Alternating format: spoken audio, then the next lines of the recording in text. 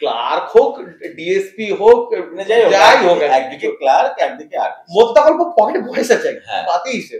তো এখনকার দিনে আরো বেশি আমার কষ্ট হয় এই জেনারেশনটাকে দেখি যখন, গাইজ আর সো ফ্রাস্ট্রেটেড। কেন হবে না?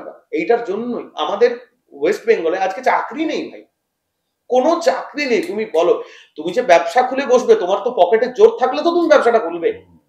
তুমি চপ শিল্পটা তো শিল্প নয় আলটিমেটলি, দিনের শেষে তুমি চপের একটা দোকান খুলতে পারো, দ্যাট ইজ নট শিল্প।